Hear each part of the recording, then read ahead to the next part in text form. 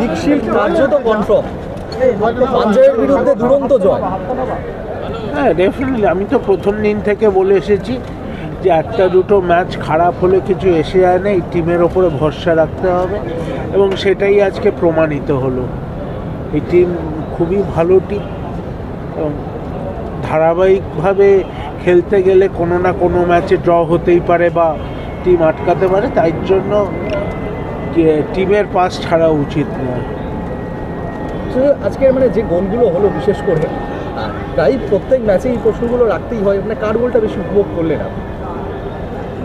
তিনটে গোলই ভালো, ঠিক আছে, তিনটে গোলই ভালো। অমনি করে এই প্রথম হাফে আমরা প্রথমটা শুরু করেছিলাম ভালো, মাঝখানে একটু খেই হারিয়ে ফেলেছিলাম, তো সেকেন্ড হাফে গোল পেতে সেই ম্যাচটা আরও হলো। এবং আমার মনে হয় কেরালা ম্যাচে যেহেতু স্টুয়ার্ট নেই, ম্যাচটা একটু টাফ হবে আর আওয়ে ম্যাচ, তবে আমার মনে হয় না এই টিমকে আটকাতে পারে। বঙ্গ সন্তান আজকে দীপেন্দু বিশ্বাস একটা অসাধারণ খেলেছে, এবং এটা যে একটা ছেলে নিচ থেকে উঠে এসে এবং মলিনও যে তাকে চান্স দিচ্ছে এবং তার উপরে ভরসা রাখছে, এটা আমার মনে হয় বাঙালি ফুটবলারের ক্ষেত্রে এটা কাজ দেবে, এটা উপকার করবে বাংলার ফুটবলে।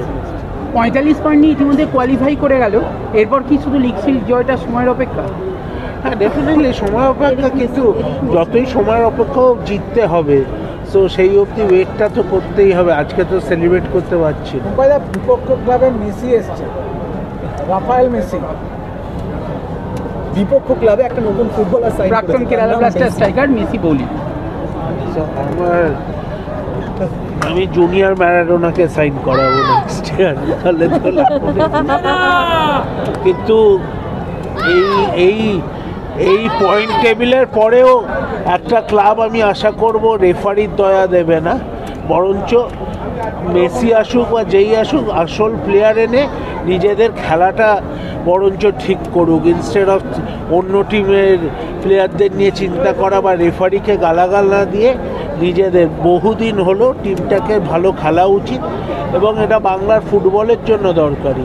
সো নিজেদের চরকায় তেল দেওয়া উচিত আমাদের, কে কী করলো না করলো, আর অন্যদের জিতে হিংসা করে লাভ নেই, নিজেদের জিতে গর্ব করুক, সেটা বরঞ্চ আগে দরকার। ধন্যবাদ।